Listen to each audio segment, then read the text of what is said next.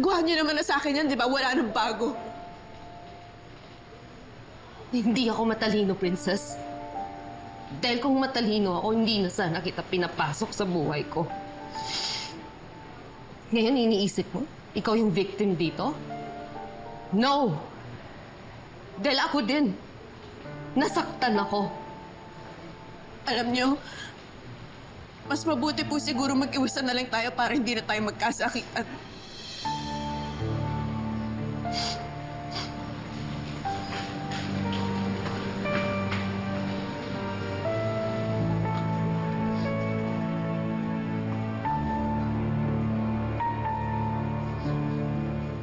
Napakadrama nitong mga to para akong nanood ng TV. Sibog na lang kulang, be. Ay, issue ng dalawang yun.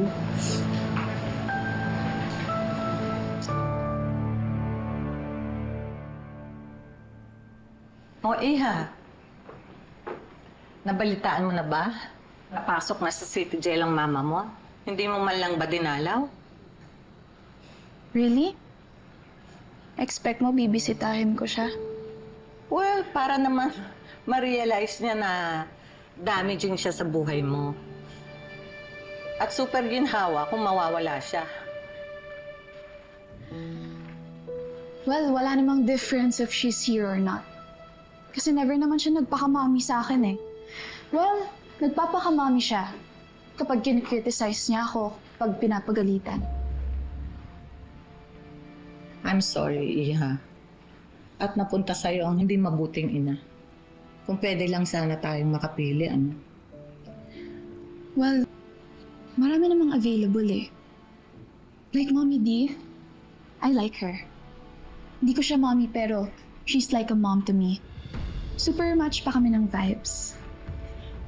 Actually, Iha, I like her too. Alam mo, meron pa silang history ng dad mo eh.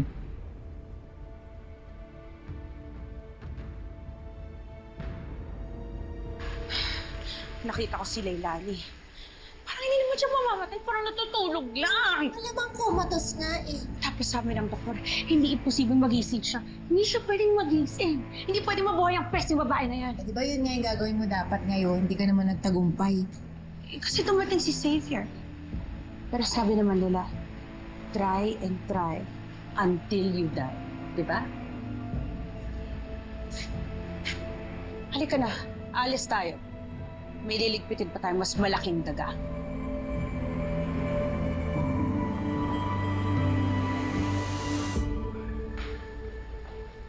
Dado. Oh, Dado, baby. Oh. pwede ba akong makatuloy muna dito? Yung bahay ko kasi late yung mga pulis yan. Sabi nila, pagkatapos ng investigasyon, pwede na akong tumira sa bahay ko. Ngayon, kailangan pa nila ng clearance galing sa investigador. Di ba, Le? Sarili kong bahay! Ayaw nila akong papasukin! Naiintindihan ko, pero tutulungan na lang kita, ha? Ano bang gagawin ko? Maglalamoy ako ng walang bangkay? Nawala na nga ako ng anak. Hindi ko pa ba ipagluksa? Baby, hindi naman importante. Anong hindi importante, Dado? Importante yun!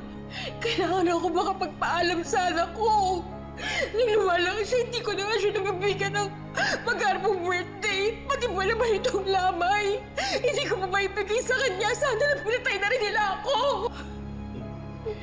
Baby, huwag mag-alala, ha? Nandito kami. Kami ang pamilya mo, ha? Kami ang pamilya ni Onse. Magtutulong-tulong tayo. Salamat, Dado. Salamat.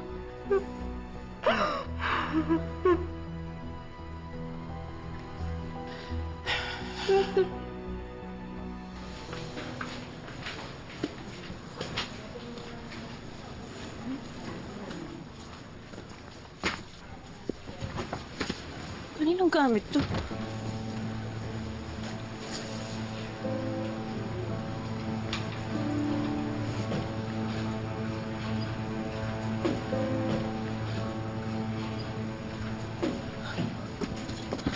Anong ginagawa mo dito? Bakit mo pinapakailaman gamit ko?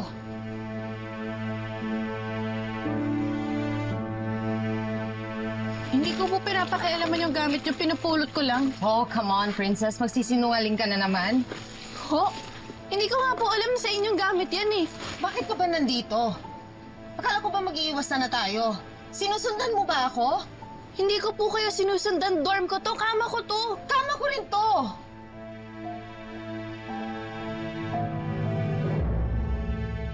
Ang bata pa ni Onse. At napakabait na bata. May balita na ba kung sino tumira sa kanya? Wala pa nga eh. Hayaan mo. Magtatanong-tanong din ako dito. Baka may alam din sila. Mahanap niya si Raulong yan. Bella, sana matulungan natin si Baby para mailaban yung kaso ng anak niya. Hayaan mo, pre. Pagpapatak-patak kami dito kahit magkano. Salamat.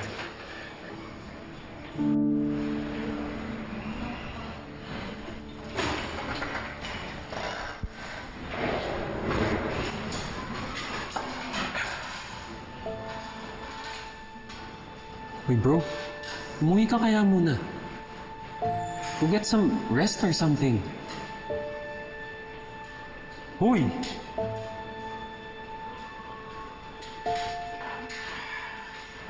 Okay lang ako. Okay? Bro, lutang ka na nga sa pagod oh.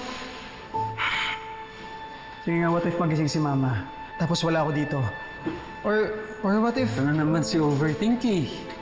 Bro, may mga nurse na nakabantay dyan. Or we could just call Lolo Julio. Oh, Di na pupunta dito yun. Hindi na nga nagpaparamdam eh. Tsaka, okay lang ako. Kaya ko pa. Exer lang muna.